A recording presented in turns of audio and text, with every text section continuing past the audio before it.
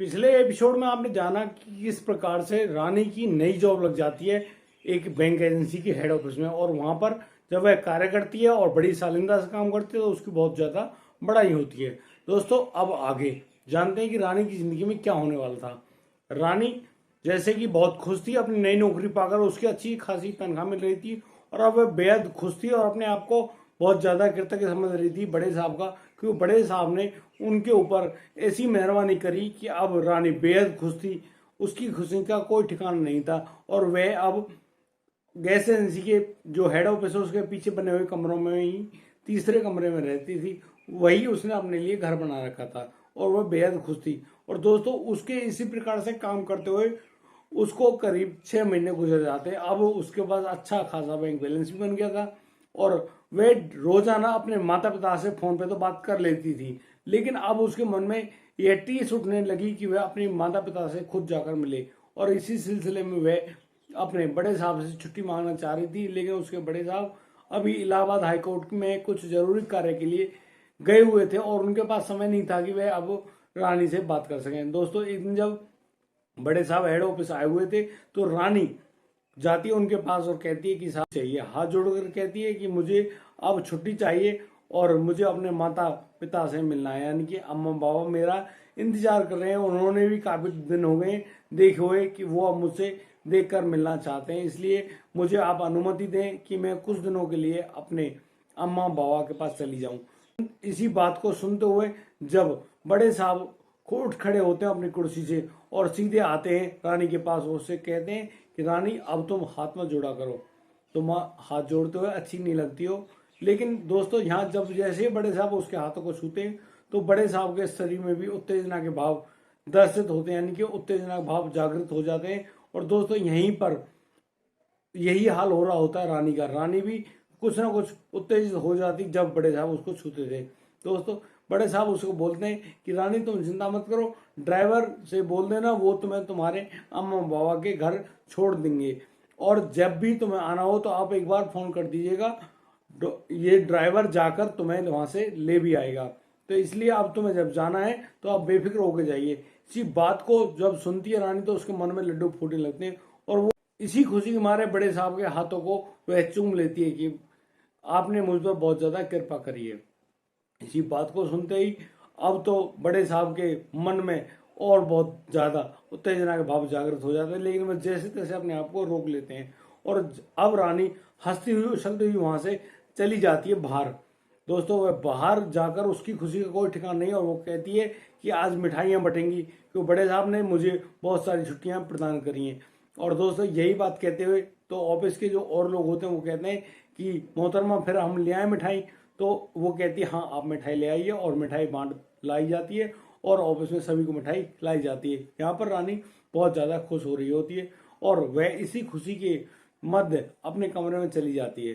शाम को जब वह अपने कमरे में जाती है तो उसकी खुशी का कोई ठिकाना नहीं होता। अब उसे नींद नहीं आ रही थी, अब तो उसको सिर्फ अपने अम्मा बाबा से मिलना था और अम्मा बाबा से मिलने के इंतजार में अब उसकी आंखें नहीं लग रही थी, यानी कि वह सो नहीं पा रही थी और कब 11 बज जाए उसको पता नहीं चला। यहाँ समय करीब 11 बजे का होता है और अब रानी अपने बिस्तर पर आंखें खोले पड़ी हुई होती है। अचानक ही उसके दरवाजे में ठक ठक की आवाज आती है, यानी कि दरवाजे ठकठकाया जाता है। दरवाजे खटखटाने पर रानी उठ खड़ी होती है और अपनी दुपट्टे को अपने ऊपर गिराते हुए दरवाजा खोलती देखती है कि बड़े साहब अब उनके दरवाजे पर खड़े हैं। वह देखते ही उनको शक पका जाती है और कहती है, बड़े साहब आप आइए बैठिए। अब बड़े साहब आकर उसके बिस्तर पर बैठ जाते हैं और बड़े साहब अब रानी के हाथ पकड़कर बिस्तर पर बैठा लेते हैं और बाहर ड्राइवर करते हैं और उनको बड़े साहब बोलते हैं कि आप बाहर जाइए, मैं अभी आता हूँ। ऐसा कहकर ड्राइवर तो वहां से चला जाता। अब उस कमरे में रानी और रानी के साथ बड़े साहब होते हैं। बड़े साहब अब रानी के हाथों को पकड़ रखा था अपने हाथ में और अब जो उत्तेजना के जो भाव उनमें जागृत थे वो अब बाहर आने के लिए प्रयासरत थे। और जैसे ही बड़े साहब अब रानी की तरफ किस करने के लिए यानी चुम्बन के लिए आगे तभी फोन बजता है बड़े साहब का। बड़े साहब बड़े गौर से उस फोन को उठाते हैं और बोलते हैं हेलो। तो सामने से आवाज आती है कि बड़े साहब किसी के घर में सिलेंडर का ब्लास्ट हो गया है और वह सिलेंडर हमारे एजेंसी से ही जाता है, उसी की खोजबीन में यहाँ पर पुलिस के कुछ अधिकारी आए हैं, वो आपसे मिलने यानी कि बात करना चाहते हैं। आप जल्दी से जल्दी आइए और उनसे बात कीजिए। अब जो बड़े साहब हैं, बड़े साहब के दिमाग से सारी उत्तेजना गायब हो जाती है और इसी उत्तेजना गायब होने में वो कहते हैं कि रानी फिर किसी दिन अब तुम आराम करो और कल ड्राइवर से कह देना वो तुम्हें तुम्हारे घर छोड़ देगा और जितना तुमसे रहा जाए वहाँ पे रहिएगा अपने घर, और जब तुम्हें आना हो तो आप आ भी सकते हो। दोस्तों इसी बात को लेकर अब रानी मन ही मन थोड़ा प्रसन्न भी हो रही थी और थोड़ा दुखी भी हो रही थी। यानी कि देखो, शरीर की जो चाहतें होती हैं वो तो एक दूसरे के मिलने से ही पूरी होती हैं, लेकिन अब वो दुखी हो रही थी इस बात को कि बड़े साहब ने उसके साथ कुछ भी नहीं किया, लेकिन अब वो खुश भी हो रही थी कि उसके साथ ना जाने कितना बुरा कृत्य हो, और अब बड़े साहब उसे छोड़कर जा चले गए हैं, तो यानी कि वह अब बच गई है। दोस्तों इसी प्रयास में अब जो रानी को यह लग रहा होता है कि अब तू कल अपने गांव चली जाएगी दोस्तों, और उसको पूरी रात नींद नहीं आती और वह इसी कसम कसम होती है कि अब उसके साथ क्या हो रहा होता, किस प्रकार से वह बड़े साहब के साथ रंगरलियां मना रही होती, या फिर बड़े साहब उसके साथ कैसे जोर जबरदस्ती कर रहे होते, और कैसे वो अम्मा बाबा से मिलेगी और क्या करेगी। दोस्तों अब यहाँ पर जो रानी होती है वह सुबह तैयार होती है और तैयार होकर कहती है ड्राइवर से कि आप गाड़ी लेकर आ जाओ, मैं अपने गांव जाना चाहती हूँ। ड्राइवर थोड़े समय में गाड़ी लेकर आ जाता है। ड्राइवर के पास बड़े साहब की लंबी वाली गाड़ी होती है और उसी गाड़ी से चलने के लिए बोलते हैं। तो अब यहाँ पर रानी फटाफट से उस गाड़ी में बैठ जाती है और जाने के लिए तैयार हो जाती है, और अब वह अपने गांव जा रही होती है। उसके दिमाग में बहुत सारे ख्याल और ख्यालात ऐसे दौड़ रहे थे जैसे कि अब क्या होने वाला है, और दोस्तों होना ही क्या, बहुत अच्छा होने वाला था। वह अपने घर जो जा रही थी दोस्तों, गाड़ी में करीब उसको घर पहुंचने में 2 से 3 घंटे का समय लगा, और 2-3 घंटे बाद जब वह अपने घर पहुंची तो उसके नज़ारे ही कुछ खास थे दोस्तों। यहाँ पर वो जींस और टॉप में फिट थी और उसने आंखों पर सनग्लास लगा रखे थे।